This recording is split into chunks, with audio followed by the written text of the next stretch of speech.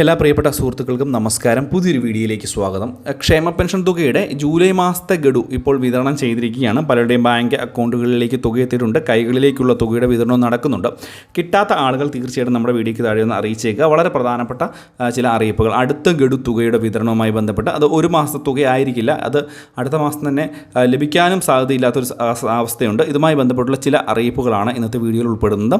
എല്ലാവരും വീഡിയോ പൂർണ്ണമായും കാണുക, വീഡിയോ ലൈക്ക് ചെയ്യുക. ചാനൽ ആദ്യമായിട്ട് കാണുന്ന സുഹൃത്തുക്കൾ തീർച്ചയായും ചാനൽ സബ്സ്ക്രൈബ് ചെയ്യുക. ഫേസ്ബുക്ക് വഴി വീഡിയോ കാണുന്നവർ ഫേസ്ബുക്ക് പേജ് കൂടി ഒന്ന് ഫോളോ ചെയ്ത് വെക്കുക. നമുക്കറിയാം, നമ്മുടെ സംസ്ഥാനത്ത് ക്ഷേമ പെൻഷൻ തുക എന്ന് പറയുന്നത് വളരെ പ്രധാനപ്പെട്ട ഒന്നാണ്. സാധാരണ ജനങ്ങൾക്ക് വലിയ ആശ്വാസം നൽകുന്ന ഒരു പദ്ധതി തന്നെയാണ് ഈ ഒരു ക്ഷേമ പെൻഷനുകൾ.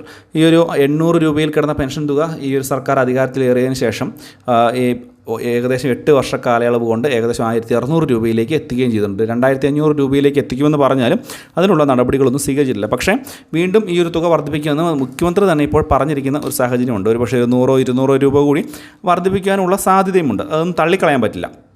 പക്ഷേ ഇപ്പോൾ പെൻഷൻ തുകയിൽ കുറച്ച് കുടിശ്ശികയൊക്കെ ഉള്ള സാഹചര്യം കൂടിയാണ്. 5 മാസത്തെ തുക ഇപ്പോൾ കുടിശ്ശികയായിട്ട് കിടക്കുകയാണ്.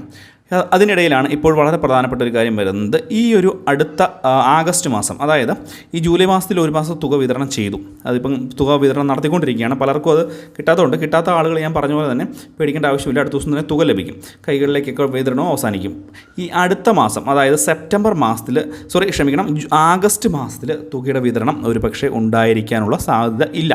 ഇതിന് പ്രധാനപ്പെട്ട കാരണമെന്ന് പറയുന്നത് ഈ വരുന്ന സെപ്റ്റംബർ മാസത്തിൽ, ഓഗസ്റ്റ് കഴിഞ്ഞുള്ള സെപ്റ്റംബർ മാസത്തിൽ ഓണം ഉള്ളതുകൊണ്ട് തന്നെ 2 മാസത്തെ തുക തിരുവോണത്തിന് മുമ്പായിട്ട് ഒരു 10-ാം തീയതിയോടുകൂടി, അതായത് സെപ്റ്റംബർ 1-ാം തീയതിക്കും സെപ്റ്റംബർ 10-ാം തീയതിക്കും ഇടയിൽ ലഭിക്കാനുള്ള ഒരു നടപടി ഉണ്ടാകും എന്നുള്ള റിപ്പോർട്ടുകളാണ് വരുന്നത്. 2 മാസത്തെ തുക വിതരണം ചെയ്യാനുള്ള ഒരു നടപടി. ഒരുപക്ഷെ അങ്ങനെ വിതരണം ചെയ്യുകയാണ് എന്നുണ്ടെങ്കിൽ അതേ മാസം തന്നെ നിങ്ങൾക്ക് ഒരു മാസത്തെ തുക കൂടി, അതായത് സെപ്റ്റംബർ മാസത്തിലെ ക്ഷേമ പെൻഷൻ്റെ തുക കൂടി ലഭിക്കാനുള്ള സാധ്യതയുണ്ട്. അതായത് ഈ ഒരു